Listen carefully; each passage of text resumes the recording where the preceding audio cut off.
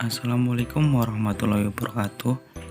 Saya Bayu Setio Pambudi dan hari ini kita akan belajar tentang ilmu pengetahuan alam tema 5 subtema 3 tentang keseimbangan ekosistem.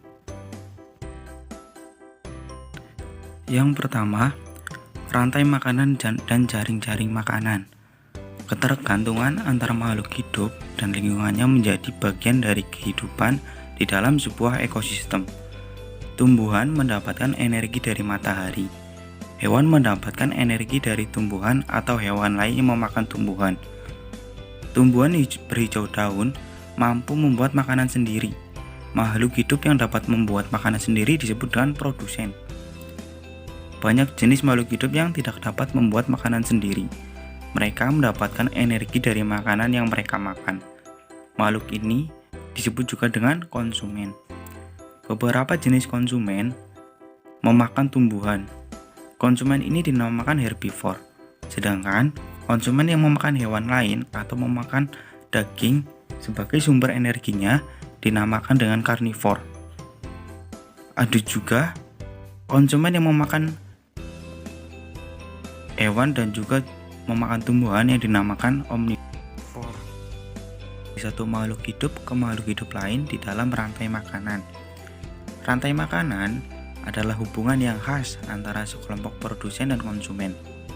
Konsumen memakan produsen.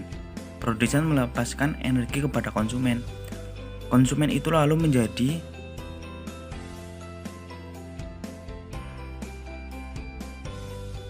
selanjutnya ada jaring-jaring makanan. Jaring-jaring makanan itu seperti rantai makanan.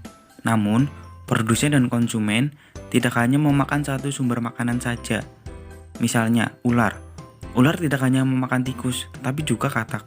Burung elang tidak hanya memakan ular, namun juga katak dan ayam.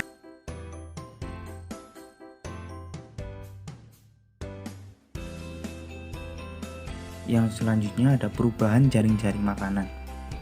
Perubahan keseimbangan disebabkan dua faktor, yaitu faktor alami dan kegiatan manusia. Peristiwa alam merupakan faktor alami yang mempengaruhi keseimbangan lingkungan. Misalnya, bencana alam dan proses makan-dimakan pada rantai makanan. Peristiwa makan dan dimakan ini menunjukkan bahwa perubahan dalam suatu ekosistem akan mempengaruhi ekosistem yang lain. Perubahan-perubahan ini yang bersifat alami ini dan menjadi bagian dari daur kehidupan yang ada di ekosistem dan tidak akan memberikan gangguan yang berarti karena terjadi sangat lambat. Berbeda dengan perubahan yang tiba-tiba akan memberikan dampak yang besar bagi kehidupan, misalnya bencana alam dan kehidupan manusia. Dan perubahan yang tiba-tiba ini akan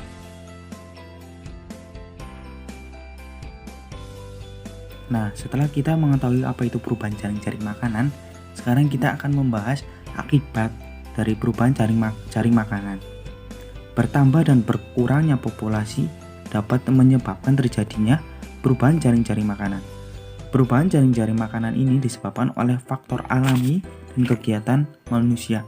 Faktor alami contohnya seperti bencana alam, dan kegiatan manusia contohnya seperti terjadinya perusakan ekosistem oleh manusia untuk membangun atau untuk membangun bangunan atau dan sebagainya.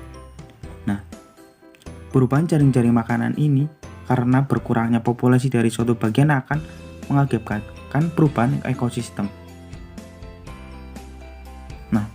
Karena terjadinya perubahan ekosistem ini, selanjutnya akan terjadi kerusakan lingkungan karena jika misalnya seperti dalam jaring-jaring makanan terdapat ular ini mati, ular ini musnah atau punah, maka terjadi populasi tikus akan meningkat sehingga padi akan berkurang karena dimakan oleh tikus. Hal tersebut akan mengakibatkan kerusakan ekosistem dan kerusakan lingkungan. Baik, sekian pembahasan ini. Bila ada kurangnya mohon maaf. Sekian dan terima kasih. Wassalamualaikum warahmatullahi wabarakatuh.